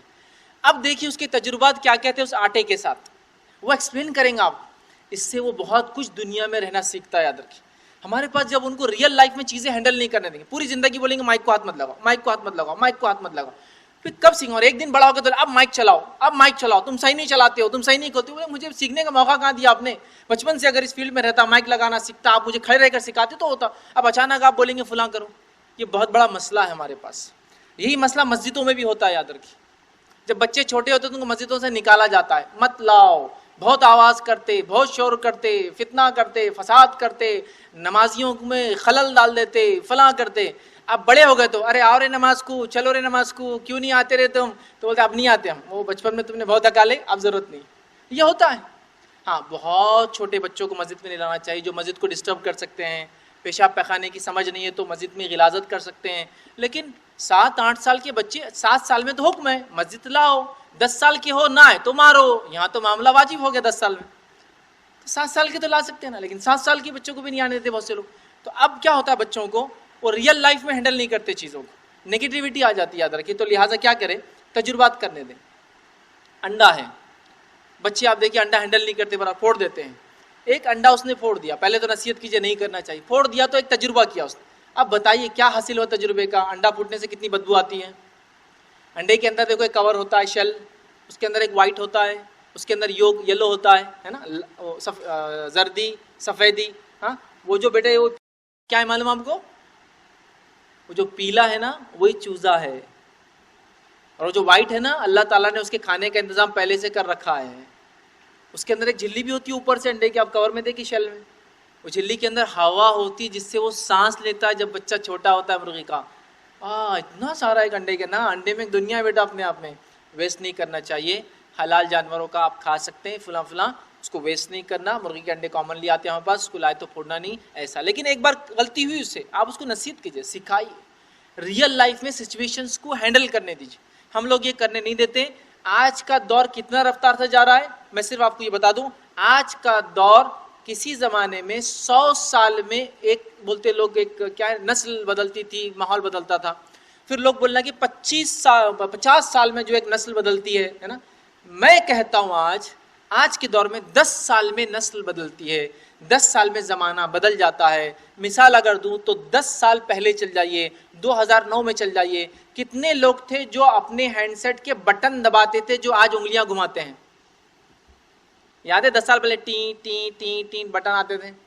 ابھی اگر کوئی ٹی ٹی وہ موبائل والا بٹن دے تو لوگ دیکھتے بھائی کون سے زمانے میں جی رہے آپ, یہ موبائل کہاں سے لا لیا آپ؟ تو بولتا ہے یہ میرے آفس کا رف موبائل ہے, گرتا پڑتا. ہاں ہینڈ سیٹ ہے نا اپنا وہ انگلیاں چلانے والا, وہ ابھی میں یہاں استعمال نہیں کرتا. سمجھ رہے آپ بات کو؟ 10 سال میں آپ دیکھیے ٹیلی فون کی تبدیلی, ایک استعمال کی چیز, ٹیکنالوجی کی ایڈوانسمنٹ, ٹی وی, ٹیلی فون, بینک, گیس بکنگ, دنیا, میڈیسن, میڈیکل, سب اس میں آ گیا. یہاں تک کہ پورا مارکیٹ آپ کا اس میں آ گیا. 10 سال میں تبدیلی, اندازہ لگائی دنیا کہاں پہنچ گئی. ابھی بھی ہم سوچیں گے 50 سال میں نسل بدلتی ہے تو شاید تاخیر ہو جائیں گی. اور میں ایسا سوچتا ہوں کہ آنے والے اور 10-20 سال میں 5 سال میں نسلیں بدلیں گی, جیسا گورنمنٹ بدل جاتی ہے 5 سال میں. تبدیلی, ایڈوانسمنٹ, جدیدیت جس کو کہیں گے, رفتار دنیا کی اتنی تیز ہے. تو ایک مسلمان پیچھے نہیں ہو سکتا اس معاملے میں. وہ دنیا کی رفتار کو میچ کرتا ہے, اس کے خرابیوں کو, اس کی برائیوں کا اعلان کرتا ہے اپنے بچوں کے سامنے, لوگوں کے سامنے, اس کی اچھائیوں کو لیتے ہوئے, اس کی خوبیوں کو استعمال کرتے ہوئے آگے بڑھ جاتا ہے. تو ہمیں, مجھے اور آپ کو بھی یہی کام کرنا ہے. آخری انشاءاللہ 2 پوائنٹ جو لوں گا آپ کے سامنے, وہ ایجوکیشن سے خاص طور سے ریلیٹڈ ہے. وہ یہ ہے کہ بچوں کو ایسے اسکول یا ایسی جگہ ایڈمیشن کرائے جہاں دین اور دنیا دونوں کا اگر ایک ساتھ ہو جاتا ہے تو بہت اچھی بات ہے. یہ بات میں کیوں کہہ رہا ہوں؟ اس لیے کہ بہت ساری بار ایسا ہوتا ہے کہ ہمارے پاس اسکولنگ سسٹم کے اندر اسلامک ایجوکیشن کا کوئی پارٹ نہیں ہوتا ہے, یا کم از کم اسلامک ایجوکیشن ہو تو اسلامیات تو ہو. جیسا کہ اس جو ہے اسکول کے اندر, اسکول کے انتظامیہ نے ایک جو ہے رمضان کے اندر کوئز کمپٹیشن رکھا, تو ایک مزاج ہو اسکول کے انتظامیہ کا, اسکول کا ایک مزاج ہو دین سے کچھ نہ کچھ لگے رہنے کا. ورنہ ہوتا یہ, ہمارے 97% بچے اسکول میں جاتے ہیں, 3% بچے صرف جو ہے مدارس وغیرہ میں جاتے ہیں. یہ سچر کمیٹی کی رپورٹ کے مطابق یاد رکھیں, صرف 3%. اور میں سمجھتا ہوں مہاراشٹر وغیرہ میں تو 3% بھی نہیں ہے. یہ 3% کی تعداد کہاں ہے معلوم آپ کو؟ یو پی, بہار, ویسٹ بنگال, جھارکھنڈ, چھتیس گڑھ, یہ علاقوں میں ہے 3% یا اس سے زیادہ ہوں گے. ہمارے علاقوں میں تو میں سمجھتا ہوں مدرسہ اگر ہمارے بھی شہر کا ہے تو آدھے بچے یو پی بہار سے آ کر پڑھ رہے ہیں, وہاں لوکل نہیں ہے یہاں کوئی. تو یہ حال ہے ہمارا. تو 3% بچے ہمارے مدرسوں میں پڑھتے ہیں, 97% اسکول میں جاتے ہیں, اور یہ تقریباً 15 سال کا عرصہ اسکول میں گزارتے ہیں. 15 سال کے اندر اگر ان کو ہر سال کچھ تعلیمات, ادب, اخلاق بھی اسکول دیتا جائے تو 15 سال میں بہت کچھ ہوتا ہے. لیکن ہم ایسے اسکول میں ڈال دیتے ہیں 100% تعلیم عصری, مطلب دنیاوی تعلیم مطلب 100%. وہاں دین کا دور دور تک ان کو کوئی جس کو کہیں گے ٹچ بھی نہیں ہوتا ہے. نتیجہ یہ ہوتا ہے بچہ 10 پاس ہو کے نکل کے کالج میں گیا اور وہ دین سے مکمل دور ہو چکا تھا, بلکہ قرآن کو وہ ناظرہ بھی نہیں جانتا, مطلب اس کو دیکھ کر پڑھنا بھی اس نے نہیں سیکھا تھا. دعائیں نہیں آتی, سورہ فاتحہ برابر نہیں پڑھ رہا ہے, اس کو ضمیر سورے نہیں آتے کہ 4 رکعت کی نماز پڑھ لو تو 4 سورے ملانا ہے, تو کیا کروں پھر میں؟ سمجھ رہے آپ؟ تو لہٰذا ایسے اسکولوں کا انتخاب کرے. مسلم اسکول اپنے اسکولز کے اندر ایسے سلیبس میں, کیریکولم میں یہ پارٹ انٹروڈیوس کرے کہ کچھ نہ کچھ جو ہے مسلم کلچر جس کو کہیں گے, جس کی ہم کو اجازت ہے. کانسٹیٹیوشنلی آرٹیکل 29 کے اندر ہم کو یہ پوری اجازت ہے کہ اگر ہم کسی مائنورٹی کو بلانگ کرتے ہیں تو اپنے کلچر کو بچانے کے لیے ہم ایک سبجیکٹ انٹروڈیوس کر سکتے ہیں. تو مسلم کلچر, مسلم لینگویج جیسا اردو ہم بولتے ہیں عام طور سے, اس کے سیف گارڈ, اس کے تحفظ کے لیے ہم کلاسز رکھ سکتے ہیں. ہم کو قانون حق ہوتا ہے, یاد رکھیں, ٹھیک ہے. تو لہٰذا کچھ نہ کچھ پارٹ ہونا چاہیے، یاد رکھیں۔ اسی طرح ایجوکیشن سے ریلیٹڈ دوسرا پوائنٹ ہے میرا، اور جو آخری پوائنٹ رہے گا وہ یہ ہے، بچوں کو جب آپ تعلیم دیتے ہیں تو بچے آگے کیا کریں گے یہ والدین کے ذہن میں پہلے سے ہونا چاہیے۔ اور میں یہ بات کہہ دوں کہ بچہ اپنے ماں باپ کا خواب ہوتا ہے، تو آپ کیا خواب دیکھتے اپنے بچے کے بارے میں بتائیے مجھے۔ نہیں، میں تو کچھ دیکھتا نہیں ہوں، بس وہ جیسا ویسا چل رہا اور وہ ہو جا رہا ہے۔ یہ تو جنگلی جھاڑ ہے، اس کو آپ بیج ڈال دیتے ہیں، وہ جیسے تیسے بڑھ جاتا ہے۔ جو جھاڑ محنت سے اگائے جاتے ہیں نا، تو بیج کا انتخاب کیا جاتا ہے، جگہ کا سلیکشن کیا جاتا ہے، بیج ڈالنے کے بعد پانی وقتاً فوقتاً دیا جاتا ہے، بچانے کے لیے اس کی حفاظت کے لیے گارڈز، مطلب اس کے آزو بازو جو ہے ایک فینسنگ لگائی جاتی ہے۔ یہ نہیں، جنگلی جھاڑ اگ جاتے ہیں اسے۔ تو پلاننگ کیا ہے آپ کی؟ بچہ 10ویں پاس ہو جائے، اس کے بعد کیا؟ اس کا دیکھیں گے کیا کرتا، اس کے بعد کیا، اس کے بعد پھر دیکھیں گے کیا کرتا۔ بس یہ دیکھیں گے ہی چل رہا ہے، پلاننگ نہیں ہے کچھ پہلے سے کہ آپ کو کیا کرنا ہے۔ آپ پلان کرتے ہیں کہ بچہ ہمارا آگے جا کے کیا کرے، تو لانگ ٹرم پلاننگ رکھیے اپنے بچوں کے لیے، شارٹ ٹرم نہیں، تھوڑی سی نہیں، بہت لمبی پلاننگ کہ بچے کو یہ کرنا ہے منصوبہ بند طریقے سے۔ اور کئی ایسے کورسز ہیں جن کے لیے ضروری ہے کہ والدین 8ویں سے تیاری کریں، جب جا کر بچہ 10ویں اور 12ویں میں جا کر وہ کورس اٹینڈ کر سکتا ہے، یاد رکھیے۔ سمجھ رہے بات کو؟ تو لہٰذا والدین کی لانگ ٹرم پلاننگ ہو۔ ہمارے پاس پلاننگ کے نام پہ کیا ہوتا ہے معلوم آپ کو؟ صرف یہ ہوتا ہے دیکھیں گے رزلٹ آنے کے بعد، دیکھیں گے رزلٹ آنے کا، تو کوئی ایم نہیں ہے، رزلٹ بتائیں گا کیا کرنا ہے، دیکھیں گے رزلٹ آنے کے بعد۔ اچھا 12 کیا کرنا ہے؟ لڑکا ہے آپ کا تو اس کو ڈاکٹر بنانا ہے، مطلب جو پلاننگ ہے وہ ڈاکٹر کی حد تک ہے۔ جتنی تھوڑی بہت میں نے سنا ہے مسلم والدین سے، کیا بنانا چاہتے ڈاکٹر۔ بچوں سے پوچھو کیا بننا چاہتے ڈاکٹر، ماشاءاللہ ایک بیچ میں 100 بچے 100 ڈاکٹر، اور ہر بیچ میں ہر اسکول کالج میں 100 بچے سبھی ڈاکٹر بننا چاہتے ہیں ماشاءاللہ۔ باقی تو مریض پیدا کرنا پڑے گا جو کہ سبھی ڈاکٹر بننا چاہتے، مطلب ہیوی پلاننگ تو صرف ایک ہی ہے، وہ ہے ڈاکٹر بننا ہے۔ اچھا ڈاکٹر کے بعد اگر نہ بنے بچہ آپ کے، کیا کریں گے؟ ریپیٹیشن، ریپیٹ کریں گا وہ سی ای ٹی، یا آج کل سی ای ٹی کی جگہ جو ہے NEET یا نیٹ ہے یا JEE جو بھی بہرحال ریپیٹ کریں۔ اس کے بعد کیا کرنا ہے؟ اس کے بعد اور ایک بار ریپیٹ کرائیں گے، اور کیا اس میں چانس ہے نا اس کا۔ اس کے بعد کیا؟ اس کے بعد رکشہ چلائیں گے، یا اور کیا اس کے پاس؟ اتنا ہی اس کو کرنا ہے اور کچھ نہیں اس کے بعد۔ لڑکی کے لیے کیا؟ ریپیٹیشن۔ اس کے بعد ڈاکٹر نہیں بنی، پھر ریپیٹیشن، پھر نہیں بنی ڈاکٹر، شادی، ختم۔ دونوں کا ہی سلوشن نکل گیا، باقی کچھ نہیں بیچ میں۔ اچھا MBBS کے علاوہ کوئی دوسرا کورس نہیں دنیا میں؟ میڈیسن کے اندر ہی MBBS، اس کے علاوہ BHMS، BUMS، BMS، فارمیسی کا بھی سنا ہے، سب کوئی کورسز ہوتے ہیں۔ انجینئرنگ سائنس کا ایک شعبہ ہے، انجینئرنگ کے علاوہ سائنس کے کتنے انگنت شعبے، پھر کامرس کے پتہ نہیں انگنت کتنے شعبے، اور کتنا بڑا واسٹ فیلڈ ہے کامرس کے اندر۔ آپ BCom ہے، MCom ہے، اس کے بعد نہ جانے کتنے کورسز ہیں، آپ مختلف اس کے اسٹریمس کے اندر CAs ہے، اور پتہ نہیں کتنے آج کل کورس وہ ہے، نہیں وہ بھی نہیں پتہ۔ ابھی آپ کو پتہ ہے کچھ آرٹس، پتہ ہے آپ کو وہ کورس ہوتا ہے آرٹس، تو یہ تو مطلب خودکشی سے پہلے کا لیول ہمارے بچوں کو، وہ ہم کو پتہ ہی نہیں۔ آرٹس کے اتنے شعبے ہیں دنیا بھر میں، ہم کو نہیں پتہ۔ 200 سے زیادہ فیلڈز ہیں آرٹس کے اندر، معلوم اتنے فیلڈز کسی شعبے میں نہیں۔ BA ان کامرس، آپ کو BA ان اکنامکس سنا آپ نے؟ یہ کورسز ہوتے ہیں، یاد رکھیے۔ تو دنیا بھر میں کتنی ساری چیزیں، ہم کو کچھ نہیں پتا، بس پتا ہے تو ایک چیز ڈاکٹر، باقی ہمیں کچھ نہیں پتا، اور یا تو پھر کوئی پلان نہیں ہے۔ اپنے بچوں کو منصوبہ بند طریقے سے پڑھائیے، آپ کے پلاننگز ہونا چاہیے، کچھ خواب ہونا چاہیے، اور آپ کی خواب کی تعبیر آپ کا بچہ ہوگا، اس کے لیے محنتیں ہونی چاہیے، یاد رکھیے، لمبی لانگ ٹرم پلاننگ ہونا چاہیے، back up plans. A plan اگر ایکسیکیوٹ نہیں ہوا، کامیاب نہیں ہو، تو B کیا ہے؟ دوسرا پلان کیا آپ کا؟ B ہے ہی نہیں وہاں پاس۔ تو بیک اپ پلانس ہونا چاہیے کہ یہ نہیں ہوا تو کیا، یہ کرنا ہے ہم کو، یہاں کمزوری ہو گئی تو کیا، فلاں کرنا ہے، یہاں چلے گئے پیسوں کا معاملہ آ گیا تو کیا، تو ہمیں کون کون سی اسکیمس ہے، کہاں سے کیا ملتا ہے، یہ سب یاد رکھنے کی بہرحال بہت زیادہ ضرورت ہے۔ تو یہ کچھ بہرحال 4-5 پوائنٹس تھے جو میں نے مناسب سمجھے، جو وقت مجھے دیا گیا تھا اسے میں آپ تمام کے سامنے رکھوں۔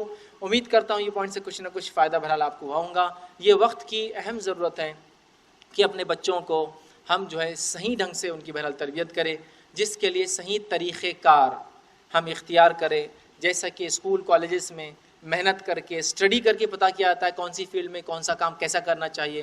بچے ہمارا سرمایہ ہے، بچے ہماری آخرت ہے، یہی تو وہ چیز ہے جو دنیا میں اور آپ چھوڑ کر جاتے ہیں، ہے نا، باقی کیا ہے، مال وغیرہ سب رہ جاتا ہے۔ یہ اولاد نیک ہوں گی، ثواب جاریہ ہے، بری نکل گئی میری تربیت نہ کرنے سے عذاب جاریہ ہے۔ تو لہٰذا ہمیں کافی محنت کرنا ہے اس فیلڈ میں، اس فیلڈ کو معمولی نہیں سمجھنا ہے، اس کو یہی نہیں چھوڑنا ہے، بچوں کی خرابی کو معمولی نہیں لینا، یاد رکھیے۔ میں اپنی تقریروں میں کہتا ہوں بار بار کہ ہم نے آج مال کے ضائع ہونے پر افسوس کرنا سیکھ لیا، لیکن آج بھی اولاد کے ضائع ہونے پر افسوس کرنا ہم نے نہیں سیکھا۔ سیکھیے اور ان کی تربیت سوچے سمجھے ڈھنگ اور انداز سے کیجیے۔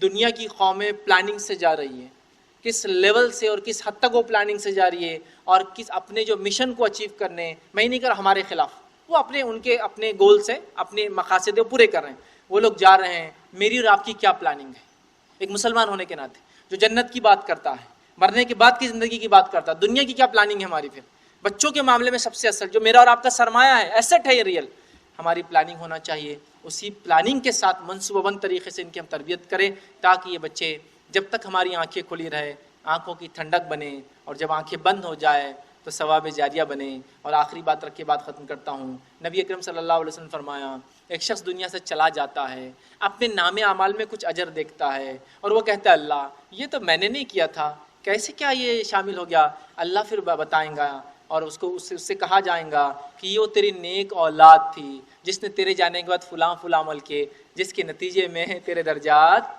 بلند کیے گئے۔ تو یہ اولاد جب ہم زندہ رہتے ہیں تو آنکھوں کی ٹھنڈک ہوتی ہے، مرنے کے بعد ثواب جاریہ بنتی ہے، تو اپنے ثواب جاریہ کو ہمیں بڑی محنت کر کے تیار کرنا ہے۔ میں اپنی بات کو یہیں ختم کروں گا۔ اللہ رب العزت سے دعا ہے کہ اللہ سبحانہ تعالیٰ ہم تمام کو اپنی اولاد کی جو ہے دین کے مطابق تربیت کرنے کی توفیق عطا فرمائیں، ہم تمام کے لیے کتاب و سنت کا پڑھنا، سمجھنا، اسے عمل کرنا آسان کریں، جب تک ہمیں زندہ رکھے اسلام اور ایمان پر زندہ رکھے، خاتمہ ہمارا ایمان پر ہو۔ وآخر دعوانا ان الحمد للہ رب العالمین، سبحان ربک رب العزت عما یصفون وسلام علی المرسلین والحمد للہ رب العالمین۔ فیض بھائی کی باتیں سننے کے بعد مجھے پہلا وہ مصرع پھر سے یاد آ گیا کہ میرے زندگی کا مقصد تیرے دین کی سرفرازی۔ بہت بہت شکریہ فیض بھائی، جزاکم اللہ خیرن کثیرہ۔ آپ سماعت فرما رہے تھے اسلامک ریسرچ سینٹر کے فاؤنڈر اینڈ پریزیڈنٹ جناب ایڈوکیٹ سید فیض صاحب کو، جو کہ بچوں کی تربیت میں والدین کا کیا کردار ہو سکتا ہے اس پر اپنے زرین خیالات کا اظہار کر رہے تھے۔ کہتے ہیں کہ بچے وہی کرتے ہیں جو ان کے ماں باپ نے لکھا ہے، وہی پڑھتے ہیں جو ان کے ماں باپ نے اپنی زندگی میں اپنی کتاب میں تحریر کیا ہے۔ تعلیمی ادارے ہونے اور اپنے انسٹیٹیوٹس کی مصروفیت کے باوجود عبداللہ سر نے اور آرگنائزنگ ٹیم نے رمضان میں بچوں کی تربیت اور ان کے اندر رمضان کے اور اسلام کے اور قرآن سے متعلق معلومات میں اضافے کے لیے سپریم گلوبل اسکول اور سپریم کامر کلاسز کے زیر اہتمام یہ رمضان کوئز کا اہتمام کیا تھا، جس میں بالخصوص عبداللہ سر اور عرفان سوداگر صاحب کا ممنون و مشکور ہوں کہ انہوں نے ایک بہترین کوئز کا انعقاد کیا۔ سامعین میں سے ایک چٹھی آئی تھی کہ عرفان سوداگر صاحب کا بھی استقبال کیا جائے۔ میں آپ کا قدر کرتا ہوں، لیکن عرفان سوداگر صاحب جو ہے یہ نہیں چاہتے کہ استقبال ہو، کیونکہ وہ میزبانوں میں شامل ہیں اور وہ ان کے خود کے استقبال کے لیے جو ہے سختی سے منع کر رہے ہیں۔ لیکن بحیثیت اس پروگرام کے ناظرین میں آپ تمام کی جانب سے عرفان سر کا استقبال کرتا ہوں۔ آپ زوردار تالیوں سے عبداللہ سر اور عرفان سوداگر سر، جنہوں نے یہ ایک بہت اچھا ایک قدم، منفرد قدم رمضان کے دوران اٹھایا تھا طلبہ کی تربیت کے خاطر۔ کہتے ہیں کہ ایک پڑھی لکھی خاتون تہذیب اور انسانیت کی یونیورسٹی ہوتی ہے۔ الحمدللہ ثم الحمدللہ ہمارے اس معاشرے میں ایسے خواتین موجود ہیں جو اپنے بچوں کے، اپنے اہل خانہ کی تربیت کے ساتھ ساتھ طالبات کی تربیت پر بھی گہری نظر رکھتے ہیں۔ میں محترمہ انیس فاطمہ صاحبہ کو بہت ہی ادب و احترام کے ساتھ مدعو کرتا ہوں۔ محترمہ ڈاکٹر انیس فاطمہ صاحبہ، سابق پرنسپل نوکھنڈا کالج۔ جزاک اللہ خیر۔ سب سے پہلے تو میں اللہ رب العزت کا شکر ادا کرتی ہوں کہ اللہ نے ہمارے سماج میں عبداللہ صاحب جیسے، عرفان صاحب جیسے شخصیتیں یہاں پر پیدا کی ہیں، جنہوں نے اپنی مصروفیات کے باوجود نوجوانوں میں تعلیمی جذبہ قائم رکھنے کے لیے ایسے پروگرامز آرگنائز کیے۔ اور خصوصی طور پر میں یہاں پر ایڈوکیٹ فیض صاحب، جن سے میں کافی متاثر ہوں، جن کو میں بارہا سن چکی ہوں اور جنہیں میں دور حاضر کا سر سید ماننے لگی ہوں۔ الحمدللہ ان کی بصیرت، ان کی سمجھ بوجھ، ان کی مسلمانوں کے لیے، اسلام کے لیے تڑپ قابل قدر ہے۔ جو کام اپنے دور میں سر سید نے کیا تھا، وہی کام آج ایڈوکیٹ فیض صاحب کر رہے ہیں۔ اسلام کا صحیح چہرہ جو کہ عام مسلمانوں نے داغدار بنا دیا ہے، اپنے عمل سے اس کا اسلام کا صحیح چہرہ لوگوں کے سامنے، دنیا کے سامنے پیش کرنے کا اہم ترین فریضہ آج ایڈوکیٹ فیض صاحب نبھا رہے ہیں۔ بہت ہی بہتر طریقے سے انہوں نے اپنے خیالات کا یہاں پر اظہار کیا ہے کہ والدین نے اپنی بچوں کی تربیت کس طرح سے کرنی چاہیے، اور خصوصاً یہاں پر میں خواتین کی تعداد زیادہ ہے اس لیے خواتین کے تعلق سے کہوں گی کہ بچوں کی تربیت یہ خواتین کا اہم ترین فریضہ ہے۔ اولاد کی تربیت ہی ہمارا اولین ترین فرض ہے، اور بچوں کو یہاں پر ہم کو سمجھانا ہے اچھی طرح سے کہ ہم دنیا میں بھی اپنا نام روشن کریں اور آخرت کے حصول کے لیے بھی ہم کس طرح کوشش کریں۔ یہ اسی وقت ممکن ہوگا جب، جیسا کہ فیض صاحب نے یہاں پر تمام یعنی دریا کو کوزے میں بند کرنے کا کام انہوں نے کیا ہے، کہ تعلیمی نظام اور بچوں کی تربیت خصوصاً مذہبی نہج پر ان کی تربیت کرنا یہ ہماری ذمہ داری ہے۔ اسکول انتظامیہ اور والدین دونوں مل کر بچوں کی صحیح تربیت پر توجہ دیں۔ آج ویلیو ایجوکیشن کے تحت وجہ فرمایا ہے انہوں نے کہ ہم اسکول میں بچوں کو مذہبی تربیت بھی ان کی کر سکتے ہیں۔ آج ویلیو ایجوکیشن کی جو ہم کو اجازت دی گئی ہے، اسلامک ویلیوز سے بڑھ کر، احادیث سے بڑھ کر اور کون سی ویلیوز ہو سکتی ہیں؟ تو ہم اسکول میں بھی ایک وقت رکھے۔ عبداللہ صاحب سے میں یہاں پر گزارش کروں گی کہ وہ ان کے اسکولس میں ایک وقت ایسا رکھے کہ جہاں پر بچوں کو ویلیو ایجوکیشن کے تحت دینیات کی تعلیم دی جائے، اور اس کی ہمارا دستور بھی اجازت دیتا ہے، کوئی ہم کو اس سے منع نہیں کر سکتا، یہ ہمارا بنیادی حق ہے۔ لیکن اس سے پہلے والدین کو تھوڑا سا اپنا ذہن روشن کرنا چاہیے کہ ہم وہاں پر گھر میں بھی بچوں کی دینی تربیت کریں، اور مدارس میں بھی جو ایسے کورسز چل رہے ہیں اس میں ہم اپنا پورا تعاون کریں، کیونکہ آج ہم دیکھ رہے ہیں کہ قرآن سے دوری، قرآن پڑھ تو لیتے ہیں لیکن تارک قرآن ہم کہلاتے ہیں، کیونکہ قرآن کو ہم سمجھتے نہیں ہیں۔ آج ضرورت ہے قرآن کو سمجھ کر پڑھنے کی۔ اگر ہم قرآن کو سمجھ کر پڑھنے لگے تو ہمارے سماج کے تمام مسائل حل ہو سکتے ہیں۔ قرآن تمام علوم کا سرچشمہ ہے۔ یہ بات آج ہم کو اسی وقت معلوم ہوگی جب ہم قرآن کو سمجھ کر پڑھیں گے۔ قرآن میں تدبر، قرآن میں غور و فکر، قرآن کو سمجھنا، پوری مثالیں یہاں پر ایڈوکیٹ فیض صاحب نے قرآن سے دی ہے ہم کو کہ کس طرح تربیت کی جائے، کس طرح ابراہیم علیہ السلام نے تربیت کی، کس طرح یعقوب علیہ السلام نے تربیت کی۔ آج یہ فریضہ اگر ہم کو بخوبی انجام دینا ہے تو اس کے اہل پہلے ہم پیرنٹس کو بننا ہوگا۔ ہم پیرنٹس کو پہلے قرآن کو سمجھ کر پڑھنا ہوگا۔ اور فیض صاحب، مجھے بہت اللہ کا میں شکر ادا کرتی ہوں کہ ہماری زہرہ جبین اور ان کے جو پوری ٹیم ہے ان کی مدد سے الحمدللہ ثم الحمدللہ آج اورنگ آباد میں 25 یونٹس قرآن فہمی کے چل رہے ہیں، اور ان یونٹس کا خصوصاً خواتین کے لیے ہی ہے یہ، اور یہاں خواتین کی زیادہ تعداد ہے، اس لیے میں اس موقع کو گنوانا نہیں چاہوں گی۔ خواتین اس تحریک سے اپنے آپ کو جوڑ لیں تاکہ آپ دین کو صحیح طرح سمجھ سکیں، اپنی ذمہ داریوں کو اچھی طرح سمجھ سکیں، اور ایک اچھی نسل آپ کے ہاتھوں پروان چڑھے جس سے اسلام کا صحیح چہرہ دنیا کے سامنے آئے۔ آپ ان کو سیرت پڑھائیے، آپ صلی اللہ علیہ وسلم کا کردار سمجھائیے۔ ایک مسلمان امین ہو، صادق ہو، اس کا کردار بلند ہو۔ یہ سب اسی وقت ممکن ہے جب ہم بچوں کو گھر میں بھی دینی تعلیم دیں اور اسکول میں بھی انتظامیہ اس ضمن میں خصوصی کوشش کریں۔ یہاں پر پیرنٹس بھی ہے اور انتظامیہ بھی ہے، اس لیے میں دونوں سے اپیل کروں گی کہ وہ اپنے بچوں کی تربیت کرتے وقت صرف بغیر سوچے سمجھے سلیبس رٹانے کے بجائے وہ تو کرانا ضروری ہے، لیکن اس کے ساتھ ساتھ دین کی سمجھ، دین کا فہم اپنے بچوں میں پیدا کرنے کی ہر ممکن کوشش کریں۔ ایک بار پھر میں انعام یافتہ طالبات کو طلباء کو مبارکباد دیتی ہوں. آرگنائز نے مجھے مدعو کیا، اس کے لیے ان کا شکریہ ادا کرتی ہوں.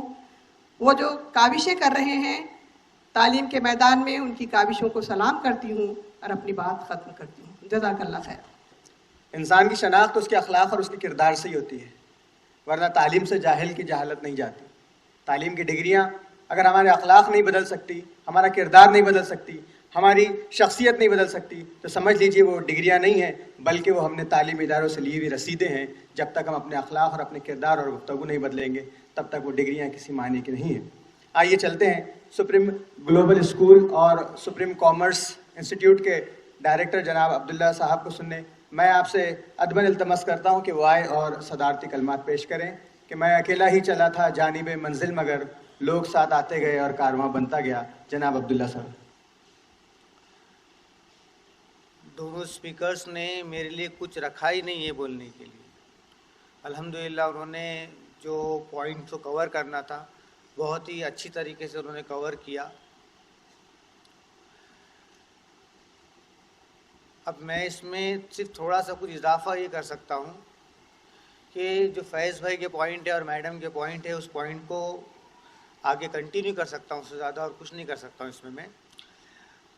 جیسا میڈم نے بتایا ہے کہ عبداللہ سر آپ یہ کریے بول کے، تو الحمدللہ سپریم یہ کام بہت دنوں سے کر رہا ہے اور آگے بھی انشاءاللہ کرتا رہے گا.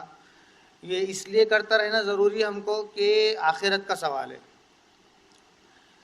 الحمدللہ سپریم میں قرآن کے اوپر بہت زیادہ اسٹریس دیا جاتا ہے اور دینی تعلیم پہ بہت زیادہ اسٹریس دیا جاتا ہے، اور دنیائی اعتبار سے جیسے کہ کمپلسری 5 لینگویج پہ بہت زیادہ اسٹریس دیا جاتا ہے.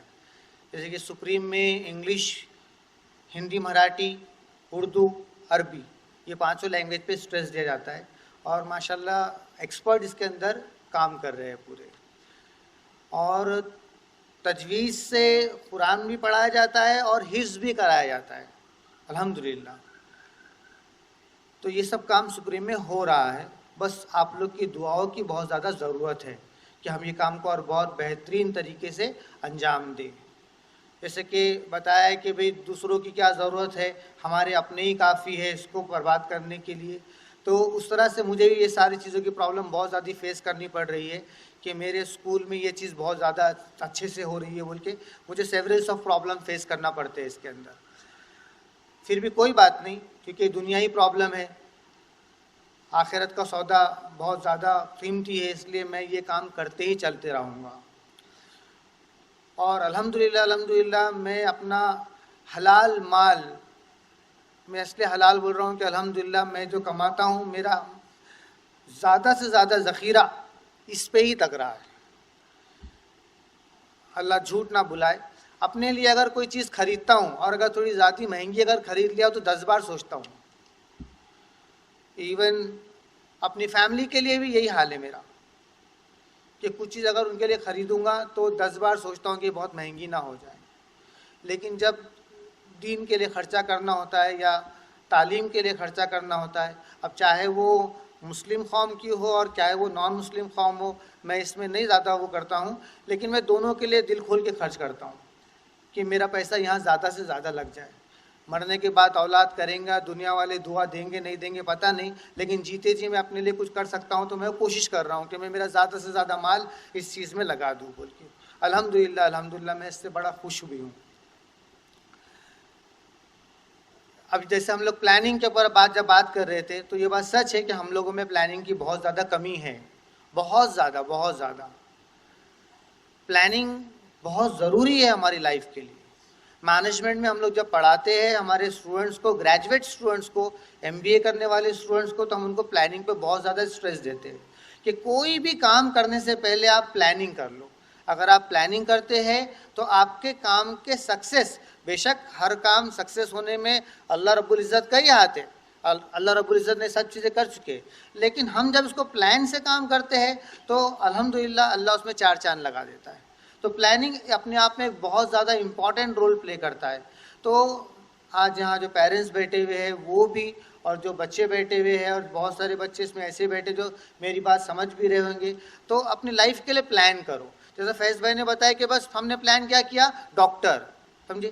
اگر میں ابھی میرا اپنے حد تک اگر بات کرتا ہوں تو اگر میں ڈاکٹر پلان کرتا ہوں تو شاید میں یہاں نہیں کھڑے رہتا ہوں آج آ کے, سمجھے.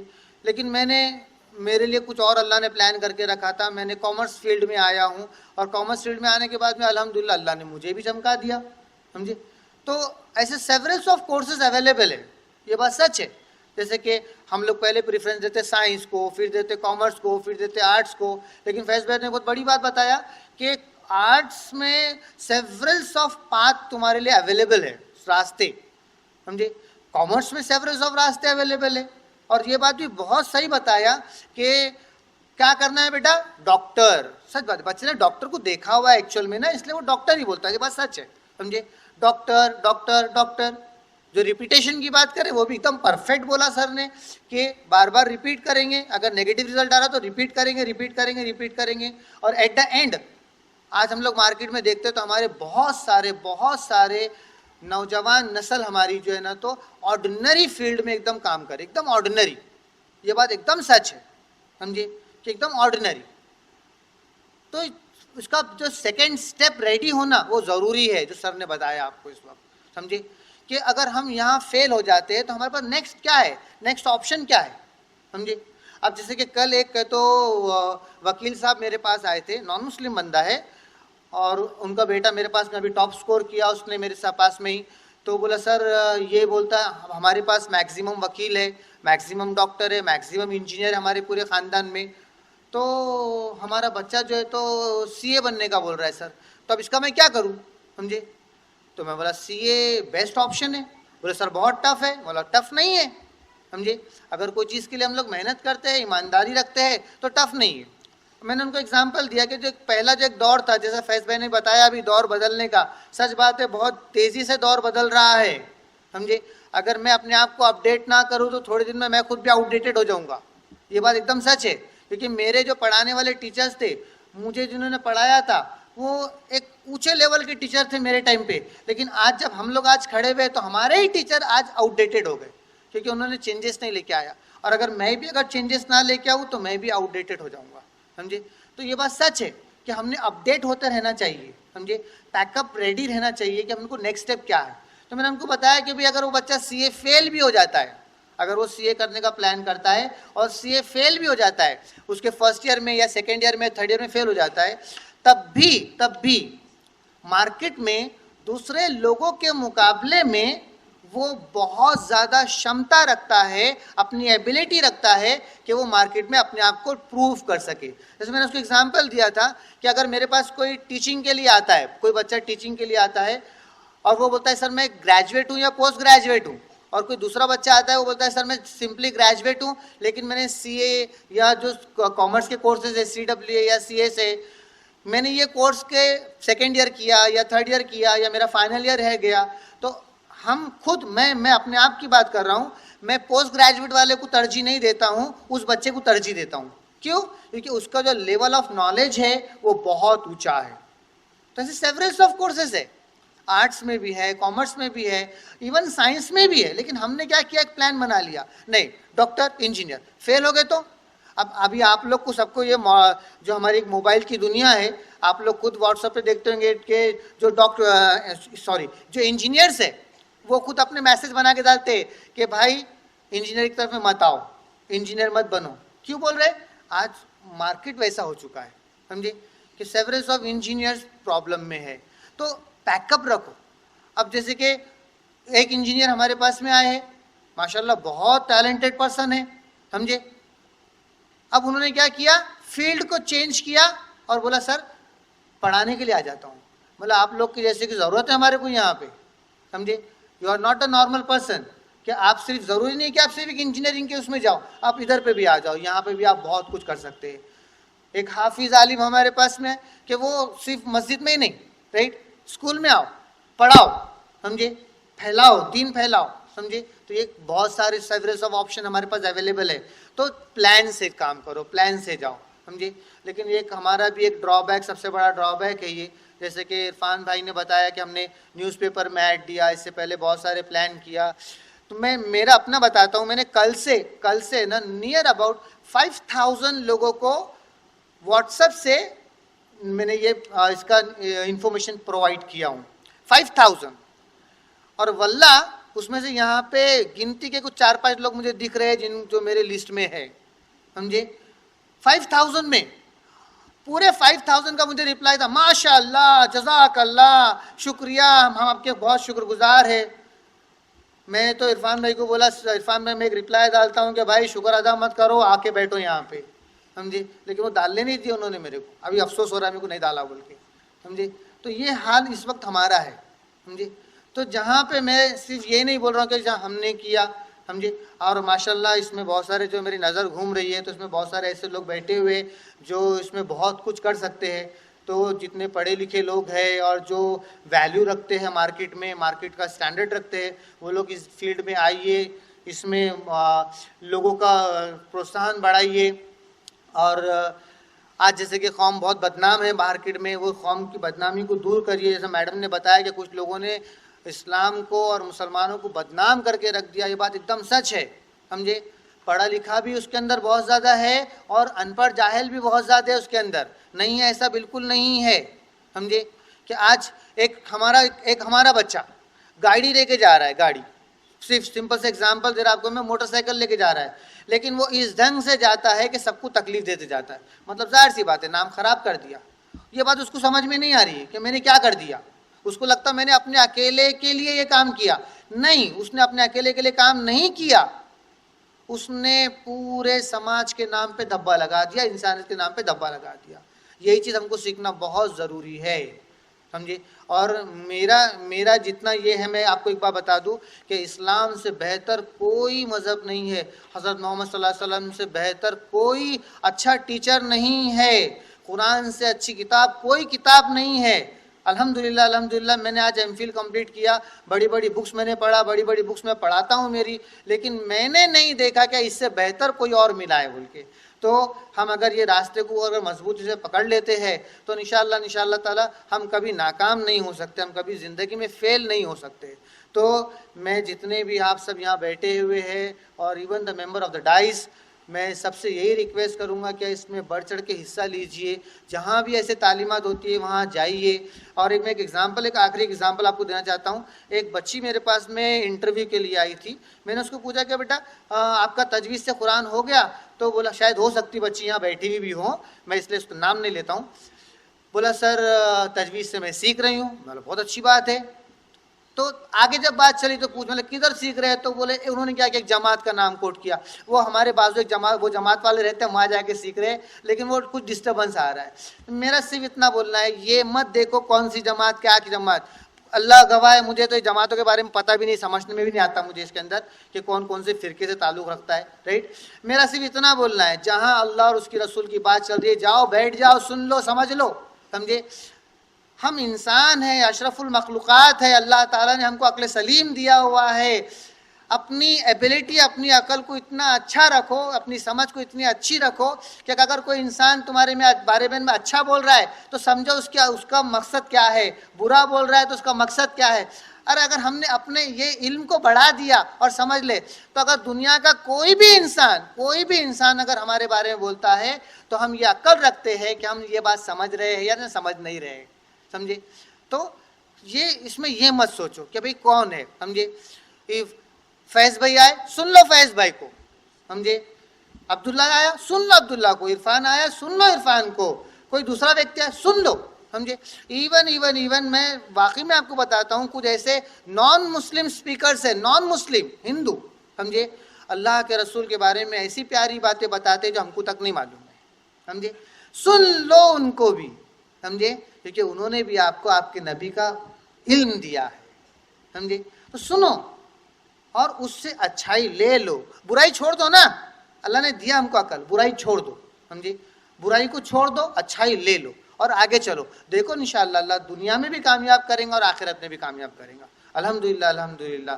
اور جیسے کہ ہم یہ دیکھتے ہیں کہ ابھی کاسٹ سسٹم ہمارے ساتھ ہو رہا ہے ایسا کوئی کاسٹ سسٹم ہمارے ساتھ نہیں ہوتا ہے. الحمدللہ تمہارے بھائی کے پاس میں آج 98% غیر مسلم بچے پڑھتے ہیں 98%. اور الحمدللہ یہ شکر بول کے بول رہا ہوں میں آپ کو. اورنگ آباد کا کامرس کا آج 2019 کا पूरे औरंगाबाद का टॉप मोस्ट रिजल्ट तुम्हारे भाई ने दिया हुआ है औरंगाबाद में, अल्हम्दुलिल्लाह अल्हम्दुलिल्लाह।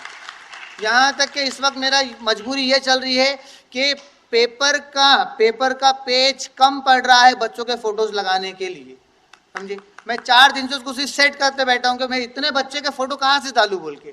तो ये अल्हम्दुलिल्लाह ये हमारा हाल है। तो देखो, अगर मैं बार बार बच्चों को बताता हूँ, चाहे मैं कोई भी स्टेज पे खड़े, ये बात मैं बताता हूँ कि मेरे बच्चों, लोगों की जरूरत बन जाओ तुम, समझे। लोगों की जरूरत बन जाओ, लोग खुद तुम्हारे पीछे चल के आएंगे, समझे। तुम मजबूर बन के मत रहो। तो आज अल्हम्दुलिल्लाह देखो, तुम्हारे भाई ने लोगों की ज़रूरत बनने की कोशिश की, अल्लाह ने ज़रूरत बना दिया। लोग आज है ना, तो मैंने ये अनाउंस किया कि भाई मैं एक्स्ट्रा नहीं पढ़ाने वाला हूँ, मैं एक ही बैच पढ़ाने वाला हूँ, तो भाग के आ रहे हैं एडमिशन लेने के लिए। जबकि आज मार्केट अगर देखा जाए तो कॉमर्स में मैक्सिमम नॉन मुस्लिम क्लासेस है, लेकिन तब भी तुम्हारे भाई के पास में आज नॉन मुस्लिम बच्चे पैक है। क्यों? क्योंकि मैंने अपनी ईमानदारी रखा, और ये ईमानदारी मैंने, अल्लाह गवाह है, ये सीखा कुरान से, हदीस से, मेरे प्यारे आका से, कि मैं ईमानदार रहूँ, अल्लाह मेरी रोज़ी हलाल करेगा और मेरे को सक्सेस कर देगा, कामयाब। तो मैं अपने बच्चों को बस यही देना चाहता हूँ। और जो पेरेंट्स यहाँ बैठे हैं, मेरे भाई बहन बैठे हैं, मैं उनको यही बताना चाहता हूँ कि भाई अगर एक सही रास्ते से अगर हम लोग चलते हैं तो इंशाअल्लाह हमको ज़रूर कामयाब मिलेंगी। और कामयाबी का रास्ता सिर्फ़ और सिर्फ एक ही है, कुरान को पकड़ लो और मेरे नबी का तरीक़े को पकड़ लो और मेरे नबी को फॉलो कर लो। इंशाअल्लाह दुनिया में कहीं भी हम नाकाम नहीं हो सकते, इंशाअल्लाह। आप लोग सब आए हैं, मैं आप सबका बहुत तहे दिल से शुक्रगुजार हूँ। चलो ठीक है, ये बात भी मुझे पता है, ज़र्रे ज़र्रे से ही समंदर बनता है। मैं बहुत बार दुखी भी हो जाता हूँ, नाराज़ भी हो जाता हूँ कि भाई अल्लाह, मैं सबको बुलाना चाहता हूँ लेकिन नहीं आए। और मैंने ये बात भी आजमाया कि मेरे बहुत सारे ऐसे फंक्शंस होते हैं कि जैसे गैदरिंग में, मेरी गैदरिंग का आपको बता दूँ ऐसा हाल रहता है कि वो सीट के ऊपर बैठने के ऊपर झगड़े करते हैं यहाँ लोग। मेरी गैदरिंग के अंदर, मेरी गैदरिंग का ये हाल रहता है। लेकिन ये काम के लिए बुलाओ तो हमेशा थोड़ा कम ही मिलता है, लेकिन जो भी आए हैं ये मेरी किस्मत है। और मैं समझता हूँ कि आप ही लोग हैं जो इंशाअल्लाह ताला एक चेंज करने के लिए बहुत ज़्यादा काफ़ी है। बूंद बूंद से समंदर बनता है, आप लोग वो समंदर बनाएंगे इंशाअल्लाह। तो जो स्पीकर्स ने बोला है और जो मेरे टूटे फूटे शब्द में बोला हूँ, तो आप उस शब्द को समझिए और इंशाअल्लाह हम लोग सब मिल के आगे अपने कौम के लिए, बच्चों के लिए, इंसानियत के लिए, समझिए। इंसानियत बहुत ज़रूरी है। आज हमने इंसानियत छोड़ दिया बोल के आज हम लोग जलील हो रहे हैं, लेकिन हम इंसानियत के लिए बहुत कुछ काम करें। और अल्लाह मेरी ज़बान की इज़्ज़त रख ले, लाज रख ले। और मैं फिर से आप सबका बहुत शुक्रगुजार हूँ, फैज़ भाई का, शारिक भाई का और मैडम का बहुत शुक्रगुजार हूँ कि इन्होंने यहाँ पे आए और अपना टाइम दिया। तो इतनी बात करके मैं अपनी बात ख़त्म करता हूँ। अस्सलामु अलैकुम व रहमतुल्लाहि व बरकातुहू।